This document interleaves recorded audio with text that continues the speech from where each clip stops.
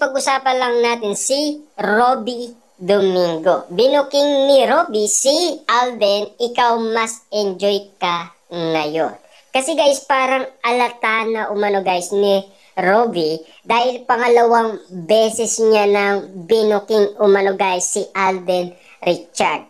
Ang una sa Century Tuna Superbuds kung saan nga naman guys sumayaw si Catherine Bernardo. At ang ikalawa dito sa ASAP natin to na nakalive mismo. Siyempre guys, kitang-kita naman natin guys kung papaano i-balance ni Robby Domingo ang kanyang sasabihin sakat din, lalong-lalo na kay Alden Richard na sabihin niya ikaw mas enjoy ka ngayon. Siyempre guys, kapiling niya, Catherine Bernardo guys, na malaki ang kanyang pangalan. At kitang-kita naman natin guys na talagang enjoy nga naman guys sina Catherine Bernardo at Alden Richard. Nakikita naman kasi guys, abang sila ay umaawit nga naman sa asa.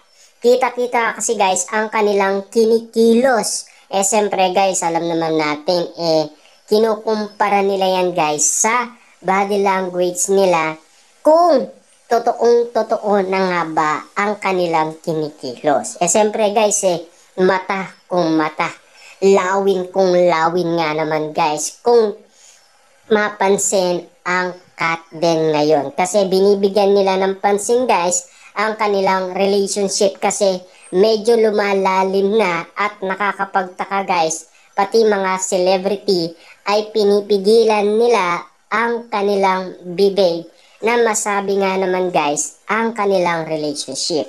Pero alam naman natin guys, no, nagulat umano guys si Alden Richard nung sabihin ni Robby Domingo na gusto ko sanang sabihin ang kanilang relationship.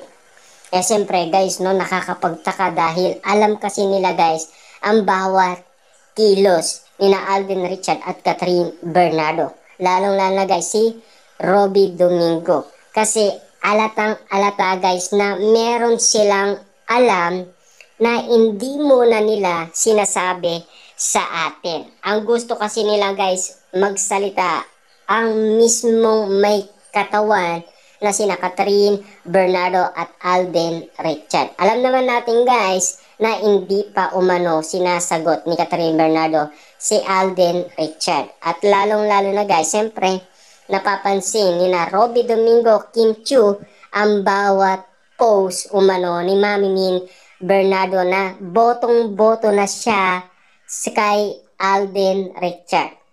At lalong-lalo na guys, spotted umano ang nangyari sa Ayala Mall kung saan ang unang tour nila ay spotted sa maraming tao at naglilibre pa itong si Alden Richard sa lahat ng mga nakasama niyang nagtatrabaho. Siyempre guys, lahat yun nilibre umano guys ni Alden Richard sa kanyang restaurant. Pinakain niya umano guys, siyempre napaka-special nga naman kasi guys ng gabing yon para kay Alden Richard dahil nililigawan niya nga naman kasi guys ang pamilyang Bernardo. Siyempre guys, dapat kailangan mauna muna ang panliligaw mo sa pamilyang Bernardo para malaki ang iyong chance. Kasi guys, ang mga kalaban ni Alden Richard, ganun din ang ginagawa nila. Siyempre kasi malaking bagay yun guys sa panliligaw mo kung papasa ka o hindi.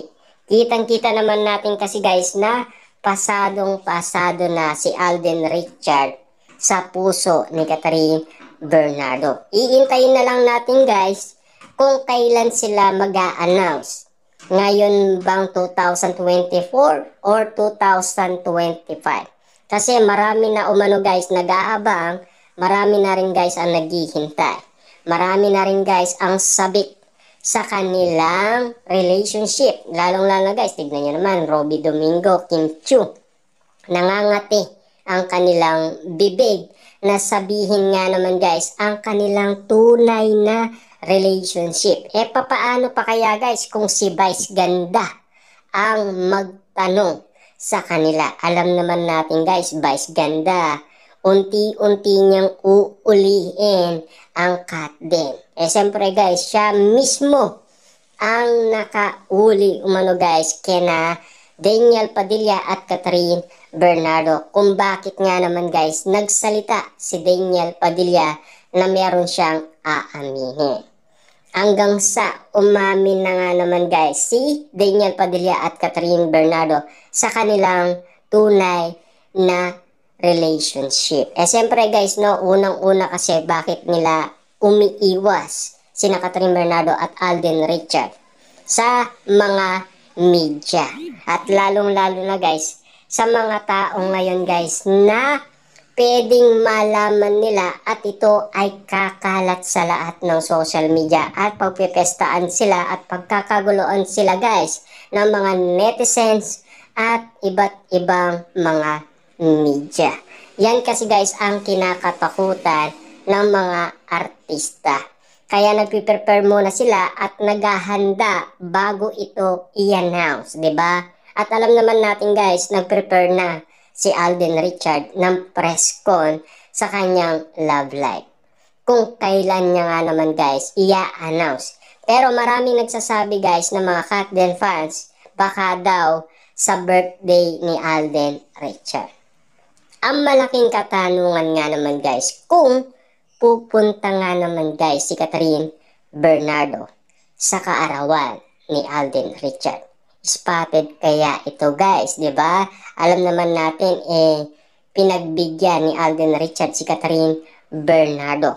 Pero alam naman natin kasi guys, merong gustong sabihin si Alden Richard kay Catherine Bernardo na gusto niyang i-direct umano guys si Catherine Bernardo. Yun ang pagkakaalam lang natin guys. Kasi yun kasi ang madalas niyang sabihin sa mga media. Kasi lagi nga naman kasi guys, nai-interview umano si Alden Richard. Dahil marami nga naman kasi guys, nangungulit na mga Kat Den fans na pilit tinatanong kung kailan nga naman guys matutuloy ang part 2 ng Hello, Love, Goodbye. Siyempre guys, si Alden, matagal niya nang tinatanong yan kay Direk Cathy at sabik na sabik din siya. Kaso nga lang kasi guys, nilinaw ni Alden Richard sa lie detector test na alam niya na hindi na mauulit yon, 'di ba? Kasi siya ang unang sumagot nga naman kay MJ Felipe sa kanyang tinanong at ang kanyang sagot ay yes. Ibig sabihin nun guys, hindi na siya umaasa na magkakaroon pa ng ikalawang movie at ang kanilang tambalan ay tapos na. Yun kasi guys ang pagkakaalam ni Alden Richard. Pero nagkakamali guys si Alden Richard at Catherine Bernardo dahil tadhana ang kumilos at siyempre kitang-kita naman natin ngayon guys na successful ang kanilang movie at kinababaliwan ng mga Kat Den fans ang kanilang movie. Kitang-kita naman natin guys, no, kung papaano kasabik ang maraming tao at kung gaano sila nag-intay. More than 5 years nga naman kasi nilang inintay. Kita nyo nga naman guys, no, pati celebrity ay naghihintay sa movie ni Catherine Bernardo at Alden Richard. Ano kaya guys ang masasabi nila kapag napanood nila ang movie ni Catherine Bernardo at Alden Richard na ngayon ay nagkakaunawaan na? Iba kasi guys ang dating para sa atin, ang salitang super close na sila ngayon at super lambing na nila ngayon. At lalong-lalo na guys, sobrang romantic nga naman kasi ang pinapakita nila. Medyo may dating sa atin guys ang salitang body language kasi. Dahil lahat ng media guys naniniwala sa kanilang kinikilos ay medyo kakaiba na. May dating kasi guys ang ibig sabihin ng body language. Doon natin